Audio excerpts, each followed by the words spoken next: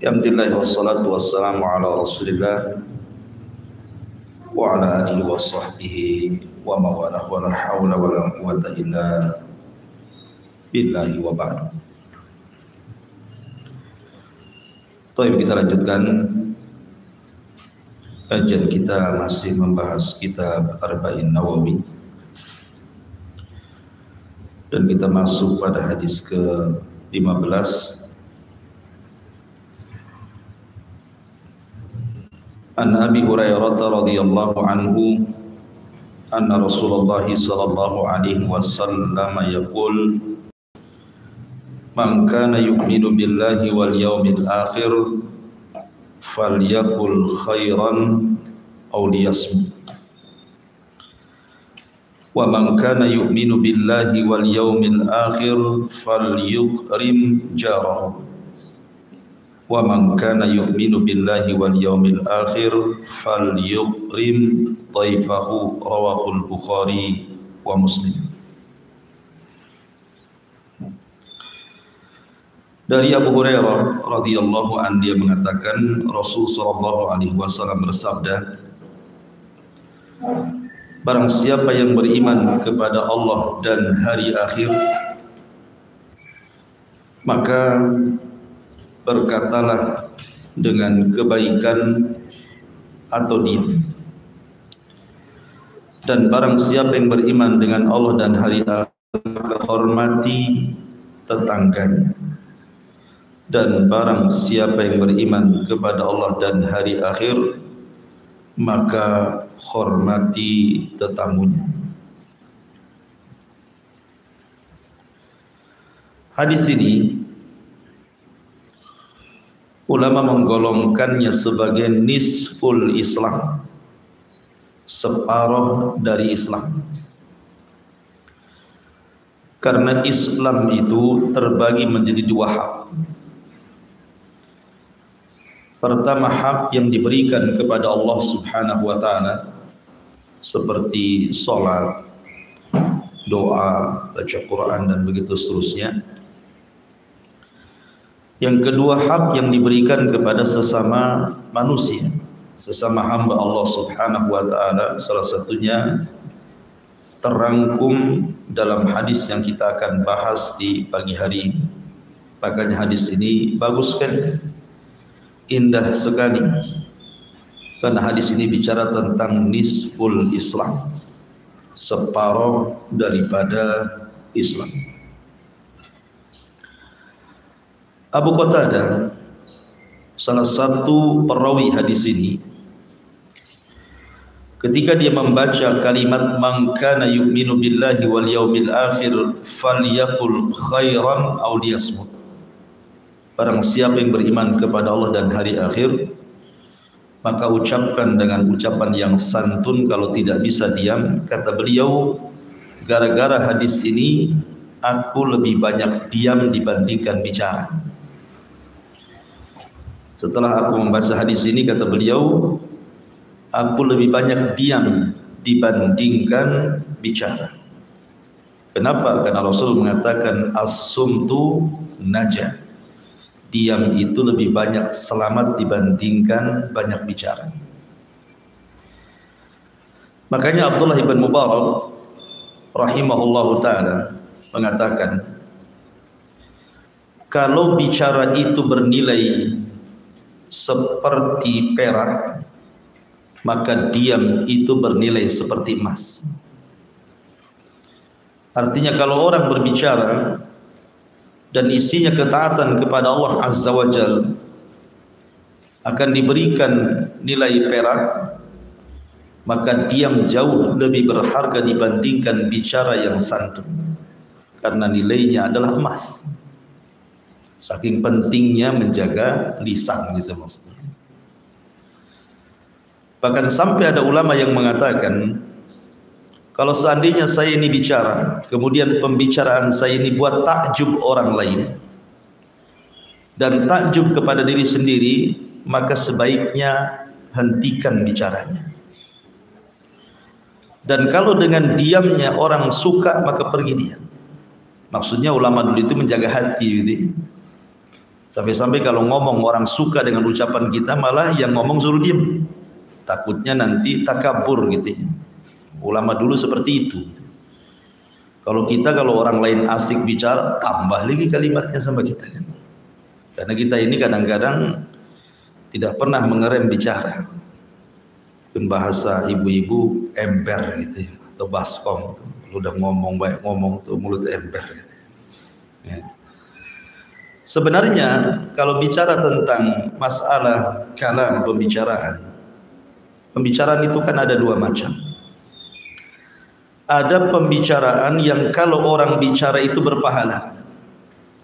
Kalau seandainya ketika berbicara dan isinya pahala, ngomong, tapi dengan santun. Tapi sekiranya kalau seseorang itu yang kedua berbicara dan isinya akan merangsang perbuatan dosa, maka sebaiknya diam. Itu maknanya. Jadi ketika Nabi SAW mengatakan faliyakul khairan, maksudnya khairat dunya wal akhirah. Katakan ucapan yang santun, yang bermanfaat untuk dia dan akhiratnya. Auliyasmut, daripada bicara berdosa. Ya. Maka lihat bagaimana Islam mengajarkan kepada kita soal bicara saja diatur dalam Islam ini. Ma'asyiral muslimat yang dimuliakan Allah Subhanahu wa taala, sedikit kita bicara tentang adab kalam. Kita tahu bahwa pembicaraan manusia itu tidak akan dibiarkan begitu saja, tetapi dicatat oleh dua malaikat yang disebut dengan Raqib dan Atid. Makanya Rasulullah mengatakan ma yalfidu min qaulin illa ladaihi raqibun atid. Tidak ada satupun ucapan kecuali akan dicatat raqib dan atid, baik ucapan baik atau ucapan buruk. Sanaktubu ma qalu, kami akan catat apapun yang mereka katakan. Makanya kenapa Islam menjunjung tinggi adab bicara. Kita lihat bagaimana perkataan para ulama dulu atau para sahabat Nabi SAW, para tabi'in, para tabi'ut tabi'in, banyak sekali untayan-untayan nasihat soal bicara itu. Disebutkan salah satunya, berkata Salman ibn Daud, maksudnya Sulaiman ibn Daud, Nabi Sulaiman putra Daud alaihi salatu wassalam, dia mengatakan, in kanal kalam min fiddatin fasukutu min dhahabin. Persis seperti yang dikatakan Abdullah ibn Mubarak tadi saya katakan di awal. Kalau seandainya ucapan itu bernilai perak, maka diam itu bernilai emas. Kemudian Abu Bakar Siddiq radhiyallahu an pernah kemudian memegang lisannya, kemudian mengatakan hadzal ladzi awradanil mawarid. Inilah yang menjadikan seseorang akan masuk ke dalam jahannam. Lisan inilah, kata Abu Bakar, yang menjadikan orang itu tidak bisa melewati sirat titian, maksudnya masuk ke dalam jahannam. Abdullah ibn Mas'ud radhiyallahu anhu mengatakan, wallahi alladzi la ilaha illahu ma syai'un ahwaj ila tuli sijni min lisan. Demi Allah yang tidak ada sesembahan yang berhak disembah kecuali Allah Subhanahu wa taala. Tidak ada sesuatu yang paling berhajat seseorang memenjarakan dari anggota badannya melebihi memenjarakan lisannya. Saking bahayanya lisan gitu ya. Sampai Abdullah bin Mas'ud mengatakan seperti itu. Kemudian juga Abu Darda radhiyallahu anhu mengatakan, ta'allamus sumta kama ta'allamunal kalam. Belajarlah diam sebagaimana kalian belajar bicara. Kemudian berkata Umar bin Abdul Aziz rahimahullahu ta'ala, beliau mengatakan tentang bahayanya lisan, beliau mengatakan man ja'ala dinahu irdatan lil khusumat aksar tanakul. Barang siapa yang menjadikan agamanya digunakan untuk berdebat, maka orang ini pasti tidak akan istiqomah. Ya. Karena lisan ini mudah menggelincirkan orang, itu maksudnya. Dan banyak lagi perkataan para sahabat Nabi SAW dan juga para ulama lainnya tentang bahaya lisan ini. Nah, di antara bahaya lisan itu yang termasuk afatul lisan yang disebutkan oleh para ulama, jangan sampai seseorang itu satu berdusta, yang kedua ghibah, yang ketiga menyebar rahasia orang, yang keempat mencela dan melaknat, yang kelima ucapan yang tidak ada faedah, yang keenam berdebat, yang ketujuh syahadatuz zur, bersaksi dengan saksi persaksian palsu, yang kedelapan intihar al-fuqara wa du'afa wal yatam, membentak fakir miskin dan anak-anak yatim. Yang kesembilan alman, menyebut-nyebut pemberian seolah-olah tidak ikhlas. Dan yang kesepuluh at-ta'nu fil ansab, mencela nasab atau bangga dengan nasab. Ini semua dosa besar dan ini semua keluar dari lisan, ya. Hindari ini 10 perkara ini dosa besar. Sampai-sampai 10 perkara ini disebutkan di dalam kitab Al-Kabair, dosa-dosa besar, yang dikarang oleh Al-Imam Al-Zahabi rahimahullahu ta'ala. Di zaman Nabi SAW ada seorang yang bertanya kepada Rasul, "Ya Rasulullah, inna fulanatan taqumul laila wa tasumun nahar wa tasaddaqat bi fuduli amwaliha wa taf'al walakin tu'dhi jiranaha bilisaniha."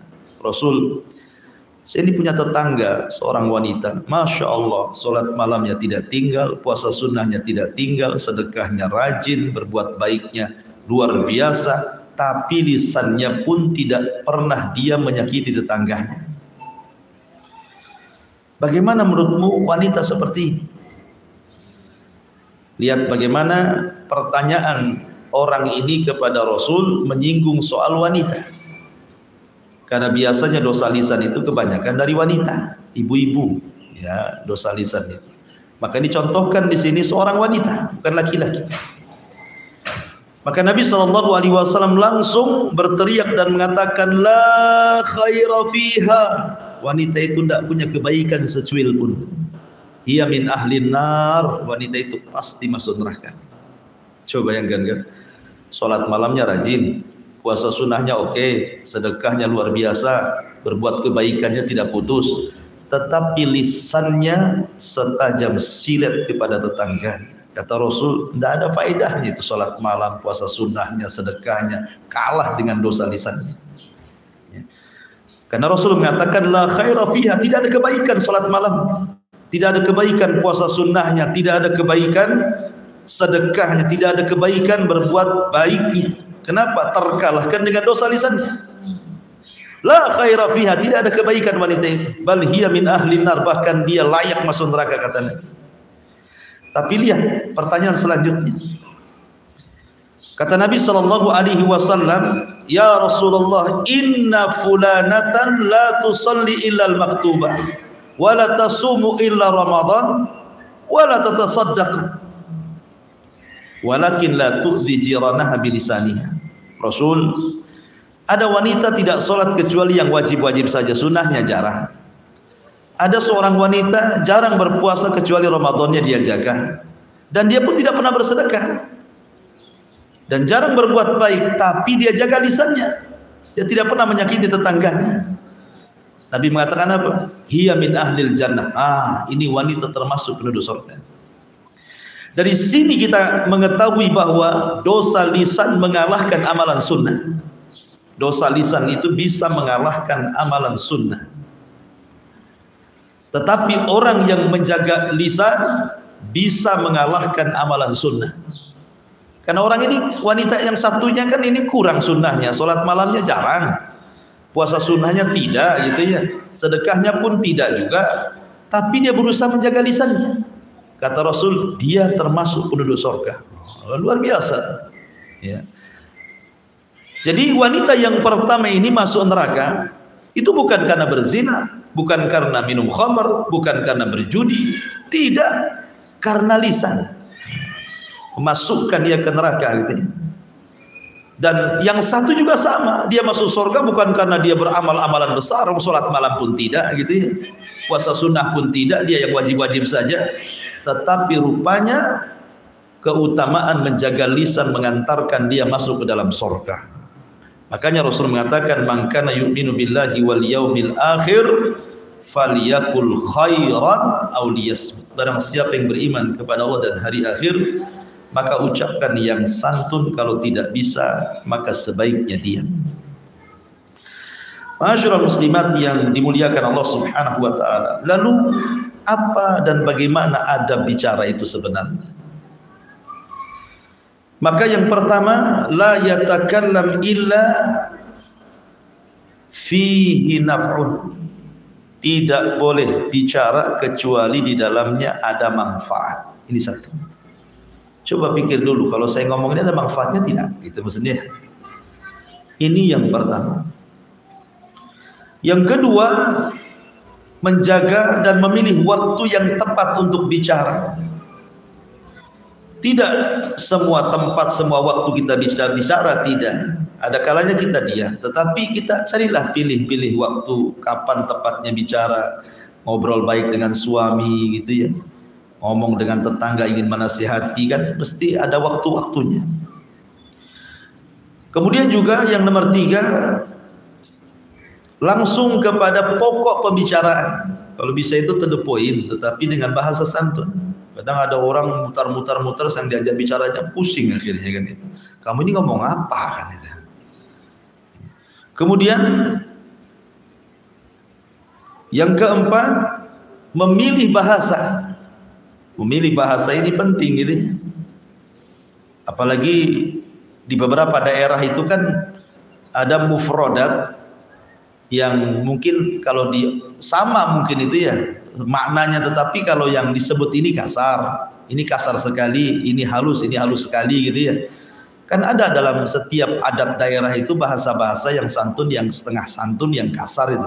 Maka pilih yang santun. Kemudian juga adamul mughalati fil madhi. Jangan terlampau memuji seseorang. Ya, kalau ngomong, kalau hendak kita suka dengan seorang itu jangan memuji melampau. Karena memuji melampau itu bisa menjadikan orang yang dipuji itu jadinya takabur. Dan kita yang memancing dia takabur, akan dosa juga jadinya kita. Kemudian juga jangan sekali-kali berbicara itu yang membuat manusia murka. Karena bagaimanapun Rasulullah SAW mengatakan, wa innal abda la yatakallamu bil kalimati ma yulki laha balan yahwi sahibuha fi nari jahannam ab'ad ma bainal masyriqi wal maghrib. Kata Rasul, terkadang ada seorang hamba itu tanpa dipikir, main ngomong saja, akhirnya ucapannya ini membuat Allah murka. Itu sudah mencukupkan orang ini dimasukkan ke dalam jahanam sejauh jarak barat dan timur, kata Nabi. Makanya juga harus dipikirkan juga ya. Jangan asal ngomong gitu, jangan sampai menyakiti orang, karena satu kalimat yang menyakiti orang itu sudah mencukupkan orang masuk neraka. Kemudian juga berikan muqaddimah saat bicara, minimalnya senyum dulu atau apa. Kan ada orang kalau lagi marah itu yang dihadapkan tuh udah mukanya muka seram dulu kan. Ya ada muqaddimahnya lah bicara itu, senyum dulu, wajahnya agak menakutkan baru ngomong, jadi enak bicaranya ya. Termasuk juga sebisa mungkin apa yang kita katakan itu kalau bentuknya nasihat sudah kita amalkan. Dan kalau itu bentuknya nasihat seolah-olah ibu bicara dengan cermin, nah seperti itulah ibu bicara dengan orang. Berarti kita sedang menasihati secara tidak langsung diri sendiri, kayak ibu di cermin terus ngomong sama cermin, itu kan nasihati diri sendiri. Nah, anggaplah orang dinasihati itu seperti kita dalam cermin ya. Kemudian berusaha menutupi aibnya. Ini yang pertama, man kana yu'minu billahi wal yaumil akhir falyakul khairan aw liyasmut. Kemudian yang kedua, kata Nabi SAW, man kana yu'minu billahi wal yaumil akhir falyukrim jarah. Barang siapa yang beriman dengan Allah dan hari akhir, maka hormati tetangganya. Bicara tentang tetangga, kita tahu bahwa banyak di antara sekarang ini tidak paham hak yang bicara tentang tetangga itu. Padahal Nabi SAW sampai mengatakan, ma zala Jibril yusini bil jar hatta dhanantu annahu sayuwarisuhu. Jadi Jibril itu selalu datang mengingatkan diriku, kata Rasul, jaga tetangga, jaga tetangga. Hampir-hampir aku sangka tetangga itu jadi ahli waris. Ya. Saking seringnya Jibril gitu ya, mengingatkan Nabi SAW tentang hak tetangga. Dan ingat, tetangga semakin dekat dengan rumah kita berarti semakin banyak haknya. Tetangga yang jauh berarti semakin sedikit haknya. Jadi makin dekat, makin nempel di rumah kita berarti makin besar haknya. Aneh di zaman sekarang ini. Terkadang ada tetangga yang nempel rumah musuhan sama dia, tetapi tetangga yang jauh baik pula sama dia. Karena ada tuh yang gitu tuh. Ya. Padahal justru semakin dekat tetangga itu semakin besar haknya itu daripada tetangga yang jauh. Ya. Makanya kenapa Nabi SAW itu mewanti-wanti soal tetangga ini, sampai-sampai Nabi SAW mengatakan kepada Abi Dzar Al-Ghifari itu, ya Aba Dzar, idza tabakhta maraqatan faksir ma'aha wa ta'ahad jiranaka. Wahai Aba Dzar, kalau engkau masak sayur, perbanyak kuahnya, bagi-bagi tetangga. Ini kinayah, maksudnya begini, maksudnya Rasul itu dalam hadis ini bukan berarti ditiru, wah kalau gitu kita masak sayur asam 1 tong gitu ya, bukan itu maksudnya. Ini kan nasihat Rasul, ya kan? Maksudnya kalimat wa ta'ahad jiranaka ini syahidnya di sini, memberi hadiah kepada tetangga. Bukan lafaz yang pertamanya, kata Nabi kalau masak diperbanyak kuahnya, banyaknya kuahnya gitu kan. Ayamnya 1 sayap, kuahnya 1 tong, itu mana tuh, gak kebagian lagi gitu ya. Artinya bukan itunya, tapi kalimat wa ta'ahad jiranakanya itu, hendaklah bagikan hadiah. Semakin sering memberikan hadiah kepada tetangga, semakin dicintai tetangga. Yakin Bu? Itu sudah sabda Nabi. Coba saja Bu, tiap hari ngasih lauk sama tetangga itu, senang tetangga itu. Bahkan kalau 1 hari tak datang, ditunggu-tunggu dari jendela, kapan dia? Gitu ya Bu ya. Senang dia kan. Dia nggak masalah diantar ibu terus. Artinya bahwa semakin dekat semakin hak besar. Makanya tetangga itu kan dibagi 3 kata Rasul. Ada 1 tetangga yang memiliki 3 hak. 2 ada tetangga yang memiliki 2 hak. 3 ada tetangga yang memiliki 1 hak. Ini harus paham. Ya. Pertama, tetangga yang memiliki 3 hak. Kalau 1 dia kerabat kita dan dia seorang muslim, berarti 3 hak yang diberikan kepada dia. Hak tetangga, hak muslim, hak kerabat. Yang kedua, ada tetangga itu memiliki 2 hak. Kalau dia tidak ada hubungan kerabat tapi dia seorang muslim, berarti dia punya hak 1 hak tetangga, 2 hak muslim. Kemudian yang ketiga, ada tetangga itu punya 1 hak saja. Kalau dia bukan muslim, bukan kerabat, berarti tetap dia punya hak yang disebut dengan hakul jiran. Kalau dia orang kafir, ya, dia kafir, bukan kerabat, bukan muslim, berarti tetap dia punya hak, namanya hakul jiran, hak bertetangga. Seperti apa contohnya? Wa yamna'unal ma'un. Jangan mencegah kalau tetangga itu pinjam sesuatu, kasih. Ya, umpamanya punya tetangga non muslim, dia pinjam periuk, dia pinjam ini, dia pinjam itu, kasih. Wa yamna'unal ma'un. Jangan sampai kita mencegah tetangga meminta sesuatu, karena itu bagian daripada para pendusta agama. Dan itu sebakhil-bakhilnya, yang bakhil itu ketika tetangga pinjam sesuatu ibu tolak. Berarti ibu itu orang paling bakhil di dunia. Karena yang remeh saja ibu nggak mau ngasih, gimana pula pinjam uang? Pinjam kuali aja nggak dikasih, gimana pinjam uang 1 juta? Kemana-mana alasannya. Ya. Jadi tetangga itu terbagi menjadi 3 tadi. Dan semakin dekat semakin besar haknya. Termasuk juga jangan merobek hak bertetangga, karena dosanya besar. Ya. Makanya ketika Nabi SAW bicara tentang dosa zina, ya kan, dosa zina, kata Nabi SAW, berzinah dengan halilah tijari, dengan orang yang ada hubungan tetangga gitu ya. dengan berzina dengan yang tidak ada hubungan bertetangga itu dosanya beda. Ya. Umpamanya tetangga dengan tetangganya selingkuh gitu ya. Daripada seseorang kemudian berzina dengan yang rumahnya jauh, ya beda kota atau beda desa atau beda perumahan gitu ya. Maka beda dosanya. Kenapa? Karena orang yang berzina dengan sesama tetangga dua dosanya. Pertama dosa zinahnya, yang kedua merobek hak tetangga. Tapi kalau berzina dengan orang lain ya mungkin dosa zina saja kan itu dapatnya. Tapi kalau sudah bertetangga itu ada hak tetangga, jangan dirobek di situ. Hak bertetangga, makanya dari dosa saja sudah tampak. Ma'asyiral muslimin yang muslimat yang dimuliakan Allah Azza wa Jalla. Aisyah radhiyallahu anha qalat, dia mengatakan, "Qultu ya Rasulullah, innali jarataini fa ila ayyihima ahdi." Rasul, saya ini punya dua tetangga. Ini kira-kira kemana hadiah yang saya harus berikan karena cuma satu. Kemana nih saya berikan hadiah ini? Maka Nabi SAW mengatakan ila aqrabihima, cari yang paling dekat. Nah, umpamanya ini ibu rumahnya di sini, ini tetangga yang nempel kopel di sini, yang paling dekat inilah yang dikasihkan. Jangan yang jauh dulu, yang dekat dulu. Nah, kalau bisa punya jadwal, itu lebih baik lagi. Hari ini yang di sini, besok sini, besok sini, besok sini, nanti balik lagi ke situ. Nah, itu lebih baik lagi pakai jadwal gitu ya. Kemudian tetangga ini kan bermacam-macam. Ada tetangga bersebelahan rumah, itu juga tetangga. Ada tetangga fisuk di pasar, ibu jualan di sini, nanti tetangganya jualan sebelahnya, itu juga tetangga ya. Kemudian ada aljar fil mazra'ah, di kebun, ini kebun ibu, ini kebun sebelahnya, itu pun tetangga ibu tuh ya. Kemudian juga aljar fi ad-dirasah, ketika belajar rasa kayak gini nih kan sebelahnya itu tetangga juga tuh, sebelah-sebelahan itu kan.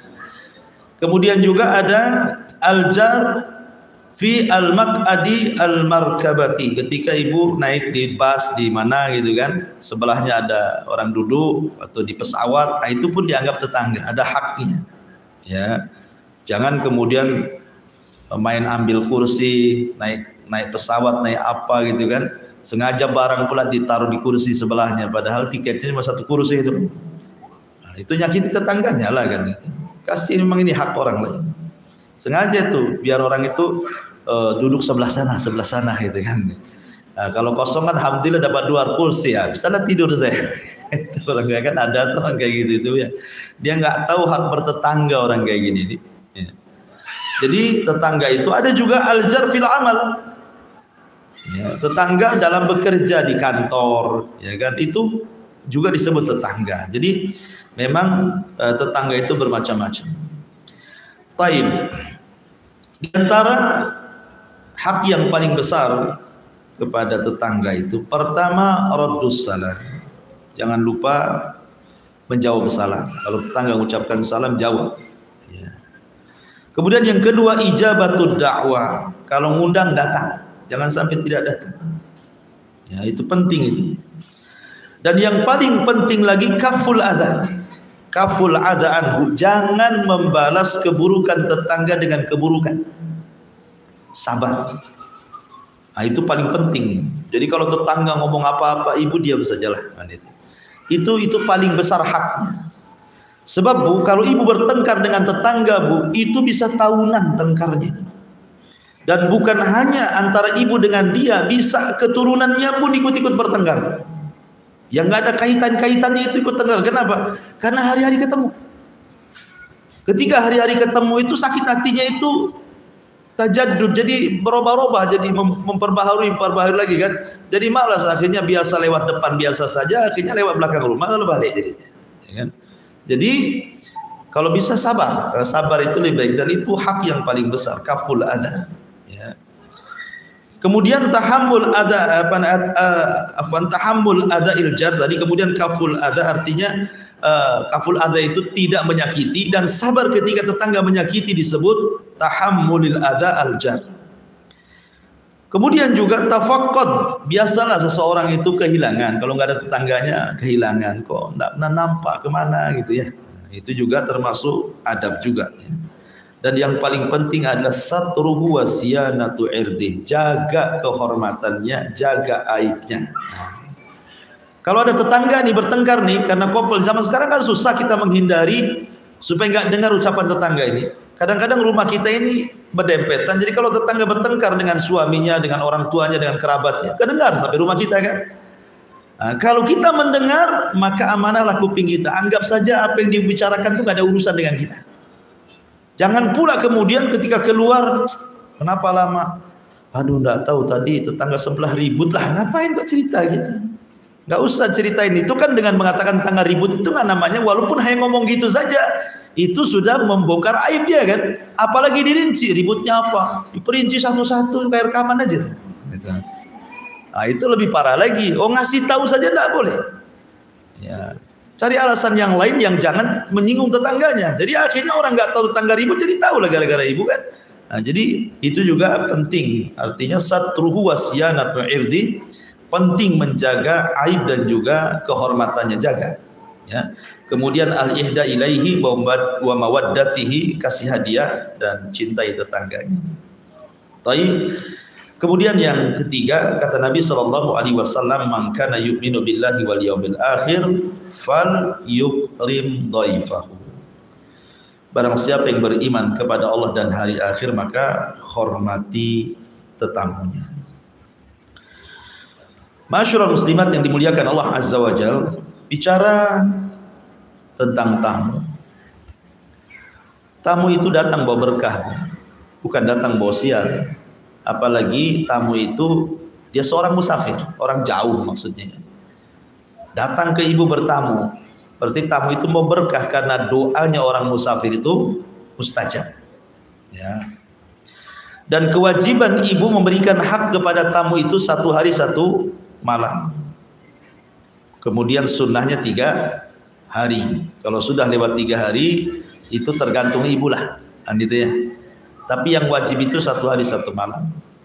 Ibu harus ngasih penginapan bagi dia kalau memang kayak orang dulu. Orang dulu kan kayak di desa-desa itu kan nggak ada hotel kayak kita di Batam kan ada hotel kan. Enak lah, tidak harus mesti diinapkan di rumah lah kalau datang orang jauh kan. Bisa saja kita sewakan hotel. Ya, tapi kan kalau di desa-desa kan nggak ada penginapan. Berarti harus disediakan tempat tinggal. Kemudian dikasih makan yang sewajarnya lah dalam 1 hari 1 malam, itu wajib hukumnya Bu. Kalau tidak ibu berdosa. 1 hari itu sajalah, sewakan hotel atau kasih makan, yang penting udah 1 hari itu selesai. Kalau memang di rumah tidak ada kamar lagi. Nah, adapun hari kedua dan hari ketiga itu sunnah hukumnya. Kalau ibu berbuat baik berarti dapat pahala, kalau tidak pun maka tidak berdosa kan gitu. Kalau sudah hari ketiga lebih, ya itu kembali kepada kita. Tetapi yang paling penting ketika menjamu tamu, sebelum kita menghidangkan makanan, tempat tinggal, 2, pertama senyum. Nah, itu penting tuh. Ya. Yang kedua ramah tamah dulu. Oh, alhamdulillah, masya Allah, mabruk. Nah, macam-macam lah, puji dia kan itu ya. Baru setelah itu kasih makanan. Ya. Jadi itu ketika menerima tamu yang pertama kali senyum dulu. Nah, kata Rasul, tabassumuka li akhika sadaqah, senyum. Biar senang gitu tamu itu. Berarti kedatangan dia tidak menjadikan ibu susah. Kan kadang ada tamu itu, pernah ada seseorang cerita begini. Seorang syekh cerita. Ya. Jadi syekh ini punya kawan, cerita kawannya ini bawa tamu, ceritanya ingin dibawa pulang ke rumahnya. Ingin dibawa pulang ke rumahnya. Lah cuman waktu itu tidak bawa handphone sehingga tidak memberitahu istrinya bahwa tamunya akan datang gitu ya. Bahwa hari itu akan ada tamu karena lupa dia tidak bawa handphone. Ketika sampai di rumah, tamu ini kan belum masuk nih. Kemudian suaminya ngomong sama istrinya, "Tadi abang bawa tamu, ada apa kira-kira?" Tiba-tiba istrinya marah. "Kok ini ya? Kok enggak, kenapa enggak kasih tahu? Kenapa enggak ini, kenapa itu?" Tamu pula dengar di luar, pergi tamunya. Kenapa? Ya masa kayak gitu kan itu. Ya. Jadi kalau ada tamu jangan marah-marah istri sama suami. Sudah yang ada saja hidangkan kan itu. Pernah suatu ketika ada seorang wanita membawa 2 anak ke rumah Aisyah radhiyallahu anha. Wanita ini kelaparan, 2 anaknya juga lapar. Sementara di rumah Aisyah radhiyallahu anha itu cuma ada 1 biji tamar. Subhanallah, di rumah Nabi cuma ada 1 biji kurma. Saya nggak yakin di kulkas ibu itu cuma 1 biji kangkung, itu tidak mungkin. Pasti macam-macam lauk ada di situ. Artinya bahwa ini 1 butir kurma ini sama Aisyah radhiyallahu anha dikasihkan. Memang itu yang ada, apalagi kan? Tidak usah takalluf gitu. 1 biji kurma akhirnya dibalas sama ibu itu, yang 1 dikasihkan anaknya, yang 1 dikasihkan anak 1. Sampai seperti itu. Itu rumah Nabi itu. Jadi tidak perlu takalluf. Ya kalau sudah ada tamu langsung sambut. Ya kalau dia mau nunggu ibu masak, alhamdulillah gitu. Apalagi sekarang main instan, semua pakai instan sekarang kan. Mie goreng instan, mie goreng rebus instan, semua pakai instan sekarang. Nah, sekarang lebih enak lagi, COD lagi. Tunggu sebentar, datanglah COD itu, bayar di tempat. Nah, apalagi lebih mudah lagi kok sekarang ini. Jadi memudahkan untuk menjamu tamu. Walaupun demikian terkadang kita tidak paham hak tamu itu. Nabi itu suatu ketika ada tamu. Akhirnya Nabi SAW mengutus Anas bin Malik radhiyallahu untuk mengecek semua rumah istrinya. Ada makanan enggak? Subhanallah, dari 9 rumah istri Nabi dicek satu-satu sama Anas bin Malik pembantu Rasul itu. Tidak ada satupun makanan di rumah. 9 istrinya nggak ada rumah makanan, luar biasa. Akhirnya Anas bin Malik ngomong, Rasul, saya sudah mengecek 9 rumah, ternyata tidak ada yang bisa dimakan di rumah.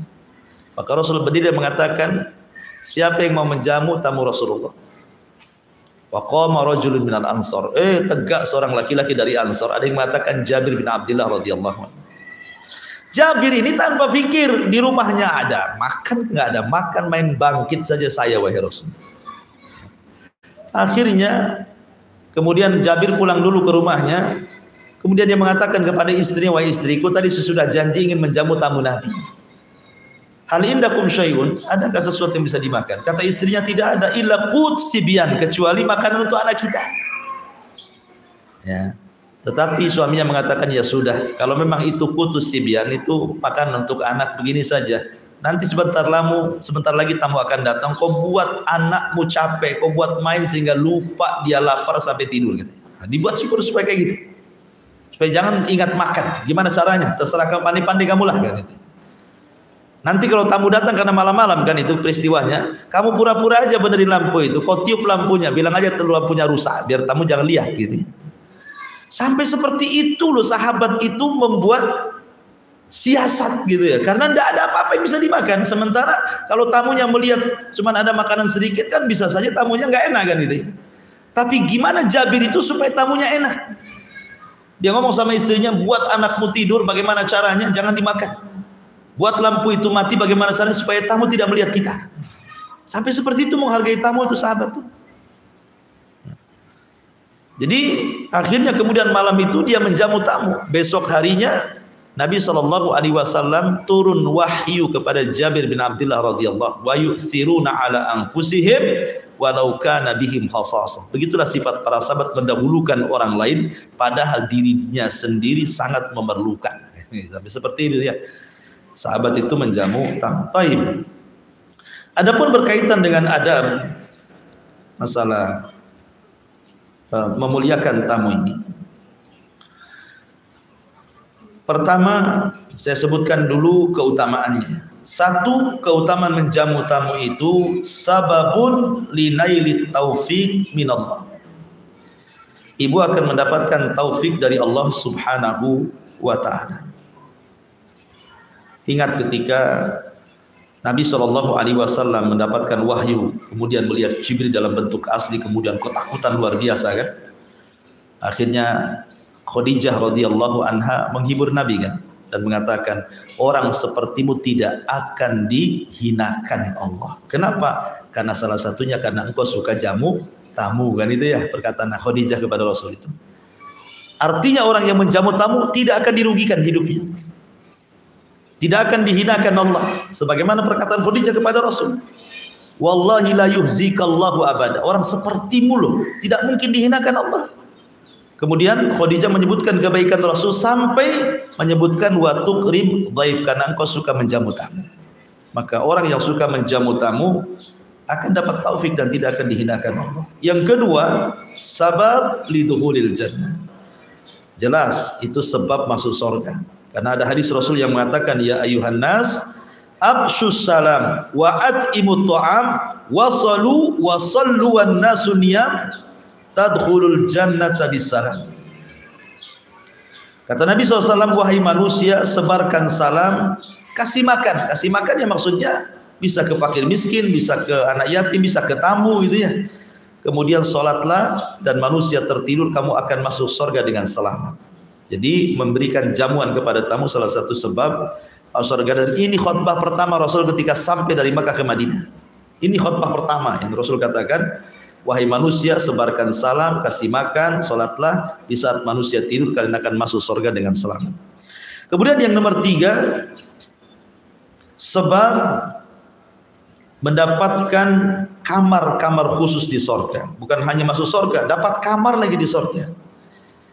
Ketika Nabi SAW menyebutkan tentang kamar surga yang terbuat dari cermin yang bisa dilihat dari luar dan dalam gitu ya.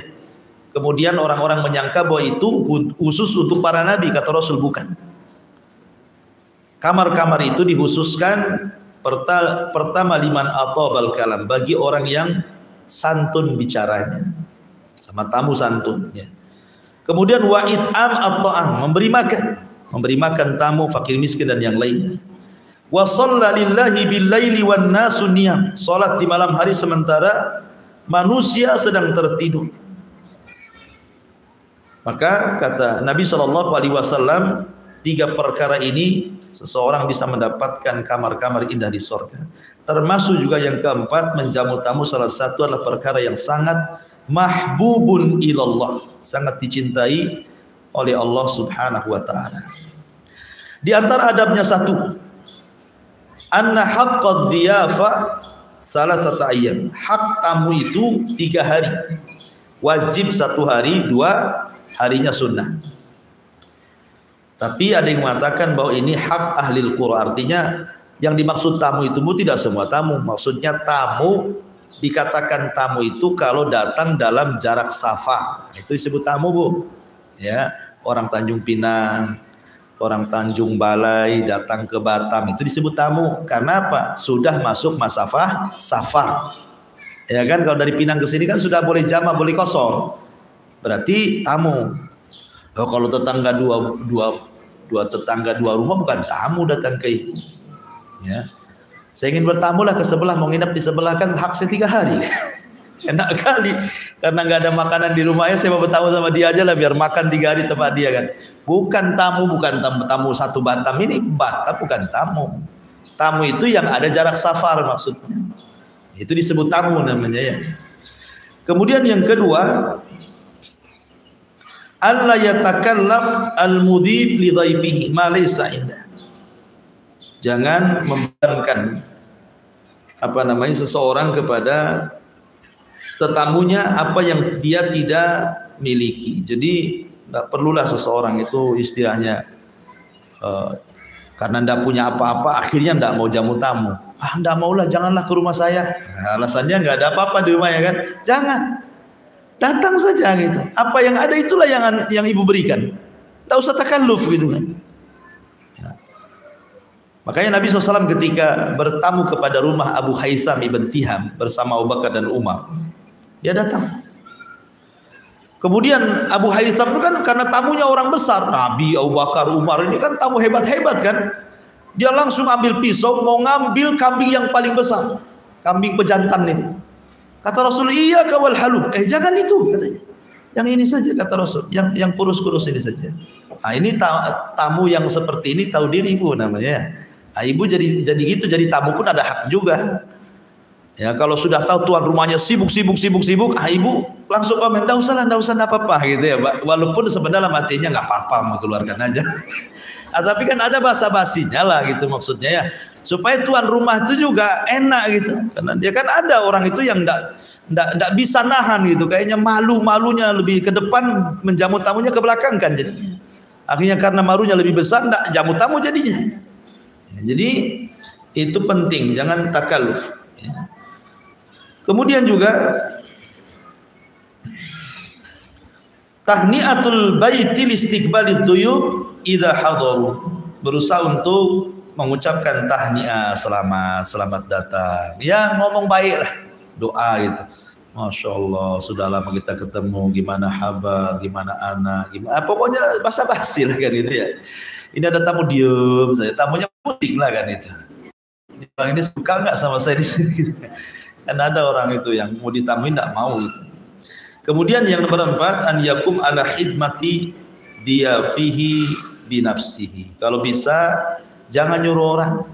Memang ibu punya pembantu, ada tamu. Jangan pula kalau ada apa-apa ini ada pembantu saja. Jangan. Kan ada tuh orang kayak gitu itu ya. Kan ada pembantunya, suruh pembantunya pula melayan tamu. Jangan. Kalau bisa diri kita ya kan, itu pahala untuk kita. Kalau pembantu yang ini, pembantu dapat pahala nantinya. Ini kan kesempatan kita. Nggak usah main pembantu-pembantu lagi. Itu sebagaimana dijelaskan dalam riwayat Sahal bin Sa'ad. Kemudian tentang sesuatu yang harus dilakukan di antara adab tamu adalah ta'jilut ta'am, segerakan makan. Di anna dzalika min ikram al-dhaif, karena menghidangkan makanan itu sesuatu yang paling besar dalam menjamu tamu. Sekali lagi, tamu jauh, bukan tamu dekat ya. Tamu yang jauh kan, apalagi zaman dulu, kalau alhamdulillah kalau zaman sekarang sih banyak, hampir beberapa meter nanti ada warung Padang, warung Jawa, warung macam-macam kan.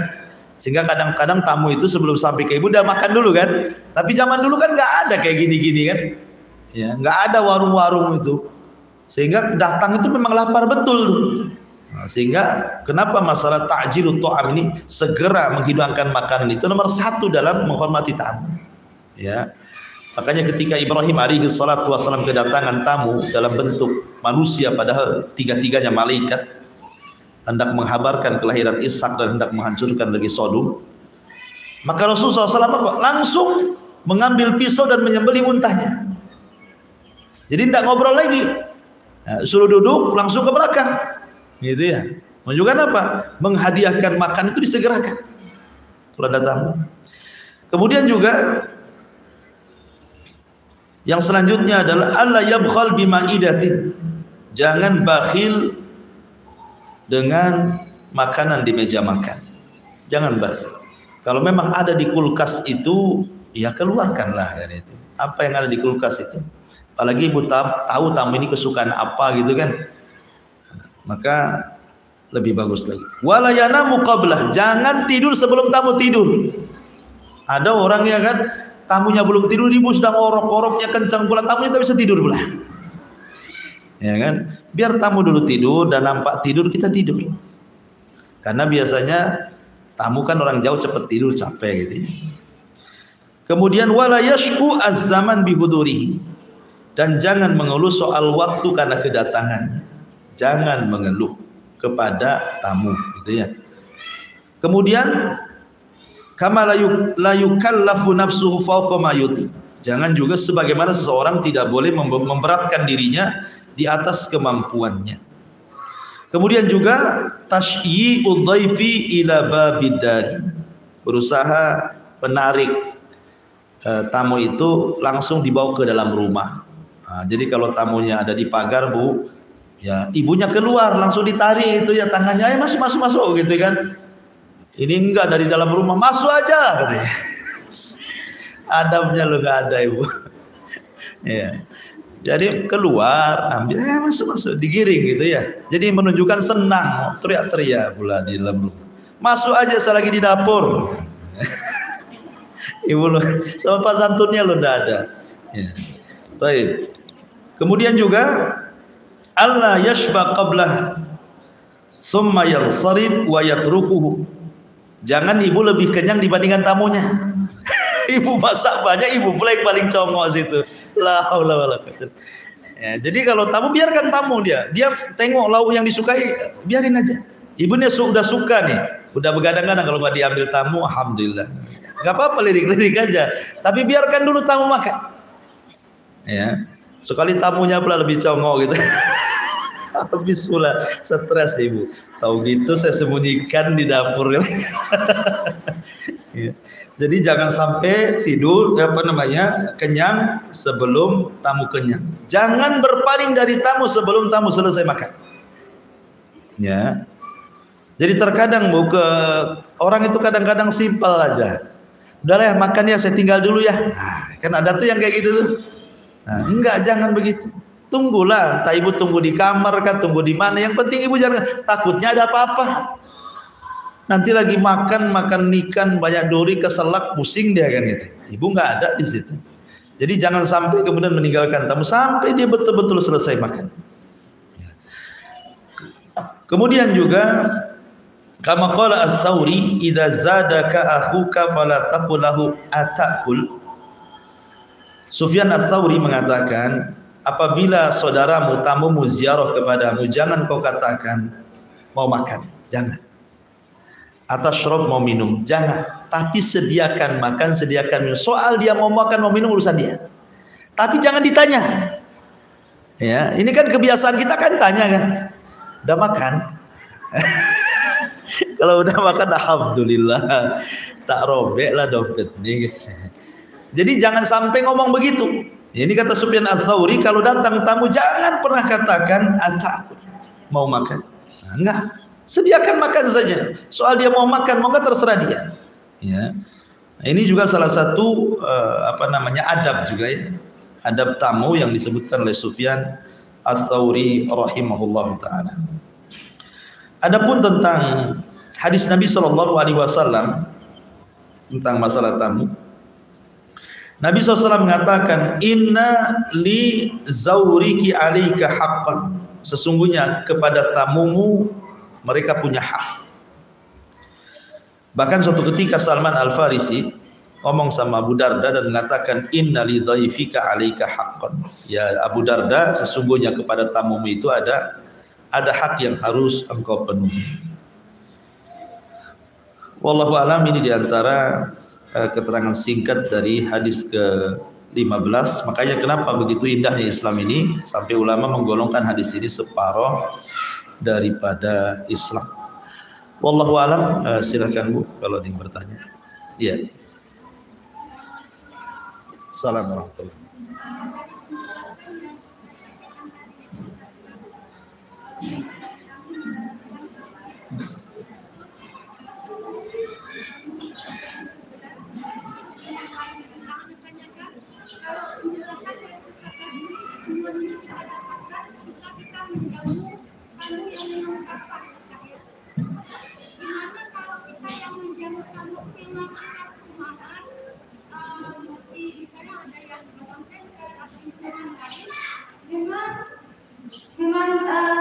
Mereka itu jauh dan istilahnya kalau rumah kita itu lama gitu. Apakah pahala yang kita dapatkan itu sama dengan hadis yang meninggal?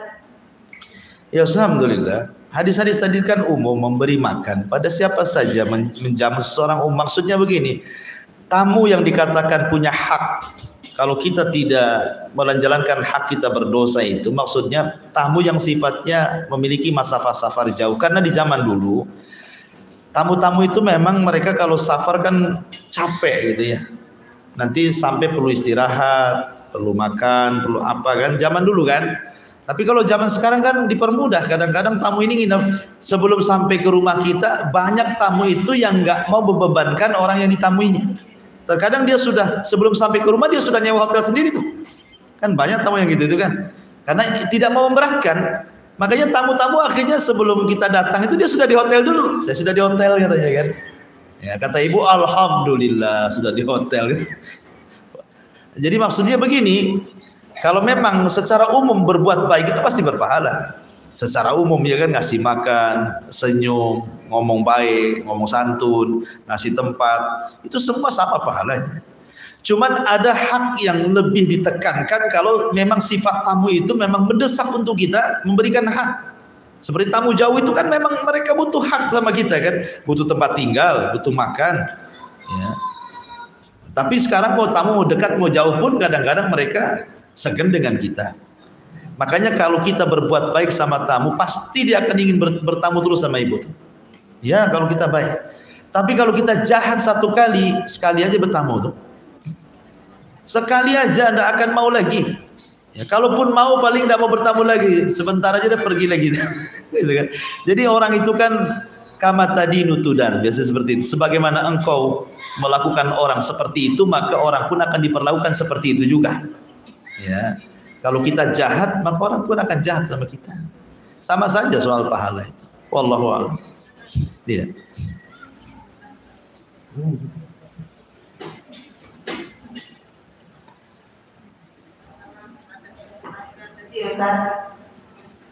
Ketika tetangga kita itu salah satu hak dari kita non muslim, seperti tadi meminjamkan zakat mengajar, mereka meminjam seperti pas kali dia merayakan hari raya mereka tahu sepertinya ada seperti baking gitu untuk masak kue. Yang kita lakukan, mana tahu mereka memasak ada yang halal di dalamnya, termasuk itu dipercayakan di dalam mereka. Bagaimana kita untuk meminjamkan barang mereka? Iya, alhamdulillah. Nggak apa-apa, pinjamkan saja. Karena kita ini sedang memberikan hak, bukan mendukung acara tersebut. Karena kan tetangga-tetangga tertentu non-muslim, mereka kan tidak selalu. Justru waktu-waktu tertentu saja kan mereka itu butuh kan. Ya, jadi kita memberikan itu bukan karena mendukung acara, tidak. Tetapi karena kita ini bertetangga dengan dia, nggak enak kan itu. Soal kemudian tetangga ini non-muslim makan babi, makan yang haram-haram gitu, makan anjing gitu ya, umpamanya. Nanti dia masak pula di kewali kita. Dalam Islam itu, Rasul pernah di Khaybar. Khaybar itu kan daerah Yahudi, dan mereka biasa makan daging, ya, daging babi gitu kan. Nah, kata Nabi SAW, kalau memang tidak ada lagi kecuali inaknya mereka, bejananya mereka, pakailah setelah kau cuci 3 kali. Artinya dengan dicuci 3 kali, sudah nggak ada lagi kan. Nah, apalagi kalau seperti jilatan anjing, jelas tuh. Ya kan, 7 kali dengan 8-nya dengan tanah, selesai, hilang tuh najisnya. Dan kalau terlampau takut ibu gandakan 2-2, sendok 2, satu untuk tetangganya, satu dipakai sendiri. Nah gitu. Kuali 2 khusus, ibu punya 1 lemari itu dikhususkan untuk tetangga saja. Kalau takut seperti itu kan buat kayak gitu.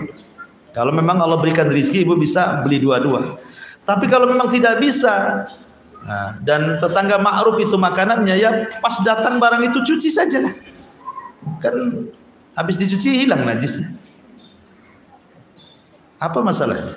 Nah, cuman karena was-was saja ibu ini kan. Was-was saja jadinya akhirnya nggak mau sama tetangga gara-gara itu jadinya. Padahal dia tetap punya hak minimalnya, Bu. Walaupun tetangga yang non-muslim itu tidak tertarik dengan dakwah kita, jangan sampai dia mencela kita, gitu ya. Dia memang tidak masuk Islam, tapi jangan sampai mencela Islam. Gak apa-apa dia nggak masuk Islam, tapi minimal memuji orang Islam. Senang saya punya tetangga orang Islam itu ramah, enak-enak, kan gitu ya jadinya kan. Akhirnya apa, dakwah tersebar, memang nggak dia masuk Islam, tetapi dengan ngomong begitu enak jadinya. Apakah gara-gara saya kafir ya tetangga saya? Wah, itu sudah, ya, itu gara-gara ibulah dia yang celak jadinya. Ya, jadi nggak apa-apa, pinjamkan saja. Sikap kita pinjamkan karena takut masuk pada wayam naunal maun tadi. Wallahu a'lam. Ya.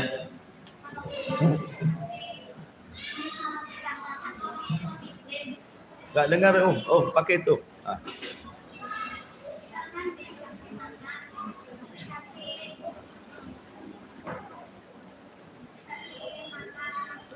Di tes dulu.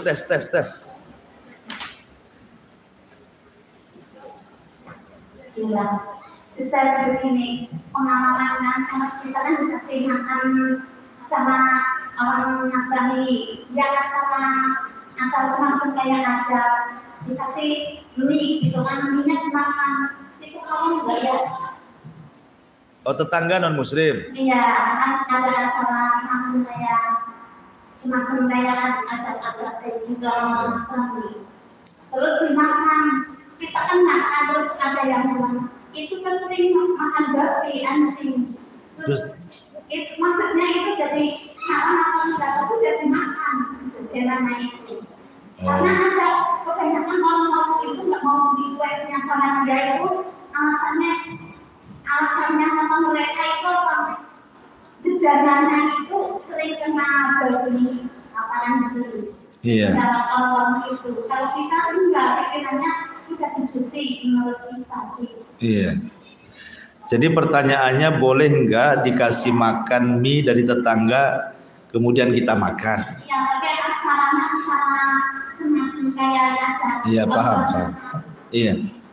Ya, alhamdulillah. Makanan itu ada dua. Ada yang sifatnya sembelihan, ada yang sifatnya non sembelihan. Kalau sembelihan, Bu, kalau sembelihan memang makanan ahli kitab itu halal selama dua syarat. Pertama, disembelih dengan menyebut nama Allah bukan nama Isa. Yang kedua, disembelih syar'i di lehernya, gitu ya. Kemudian adapun non sembelihan tidak ada masalah. Ini non muslim ngasih telur mentah, ngasih mie mentah yang nggak ada unsur sembelihan di situ. Kalau nggak ada unsur sembelihan, makan aja lah, selama zatnya halal. Tapi kalau sudah ada sembelihan, ada ayamnya, ada daging kambingnya, ada daging sapinya, nah itu kan menyangkut sembelihan. Kalau sudah ada daging-dagingan tuh, ya. Berarti kalau sudah daging-dagingan, berarti lihat siapa yang ngasih. Kalau yang ngasih orang di luar daripada ahli kitab, maka nggak usah dimakan. Ya. Atau ahli kitab tetapi ibu ragu-ragu syubhat, ya nggak usah dimakan. Tapi kalau tetangga ngasih buah-buahan, makan aja lah buah-buahan kan. Karena Nabi SAW juga memanfaatkan khazainul Lat wal Uzzah, memanfaatkan pembendaharaan harta yang di sekitar patung Lat dan Uzzah, dimanfaatkan sama Nabi. Tapi makanannya tidak dimakan sembelihannya. Nah, jadi kalau berkaitan dengan sembelihan saja. Adapun tentang masalah kata orang dia suka makan daging babi, ini kata orang betul enggak kan itu? Jangan kata orang saja. Kalau memang betul, ya ibu cuci sajalah. Nah, kalau memang dia makan, ada makanan dikhawatirkan minyaknya minyak babi, ya terima saja, tak usah dimakan. Ustaz kalau sudah kemakan, ya sudah kemakan, gimana pula. Apalagi sudah seminggu, gimana? Ya kan sudah makan, ya sudah Bu, ya kan. Udah kenyang pun, tapi jangan berharap lagi kapan dia ngasih katanya. Baik, Ustaz, kalau ada tetangga pinjam beras, terus saya bilang tidak usah dikembalikan. Ternyata selang beberapa hari dikembalikan. Bagaimana Ustaz dengan kejadian ini? Sementara beras itu kan termasuk benda riba. Tidak. Beras ini memang terjadi khilaf. Apakah komoditi riba itu hanya tertera dalam hadis Nabi SAW, gandum, kurma, garam gitu ya. Apa juga kemudian menyeluruh kepada beras dengan kias gitu ya. Pertama lihat akadnya, ini kan akadnya ngasih hadiah. Ya nggak usah lah, ambil aja, itu kan hadiah, ibu ngasih hadiah kan. Pertanyaannya ini, Ustaz kalau ada tetangga pinjam beras, tapi ibu nggak mau minjamkan, mau menghadiahkan saja kan, bahasanya kan. Berarti akadnya akad hadiah. Nggak ada akad pinjam meminjam di sini. Ketika akad hadiah tiba-tiba dia ngasih balik, memberikan artinya menjawab hadiah kita lah, itu maksudnya. Ya terima saja kan itu, karena akad kita nggak minjamin. Kalau dia kemudian mengembalikan, ya anggaplah itu kebaikan dia kepada kita. Tapi kalau di akad awal pinjam kemudian dikembalikan dengan beras, ya selama, ya kalau memang ini masuk pada komoditi riba karena kias beras dengan gandum, maka kita tahu bahwa sesama komoditi riba itu pertama harus mislan bimislin yadan biyadin, harus kontan, yang kedua harus sama beratnya. Tapi kalau ini beras ini dimasukkan kias, tapi bagi yang tidak memasukkan beras pada komoditi riba, ya tidak masalah, yang penting sama beratnya walaupun tidak kontan. Kalau memang dipinjamkan sekilo, ya balik sekilo gitu ya, itu maksudnya. Wallahu a'lam. Baik, cukup Bu ya, kita tutup. Subhanallah hamdika. Satu lagi, sila.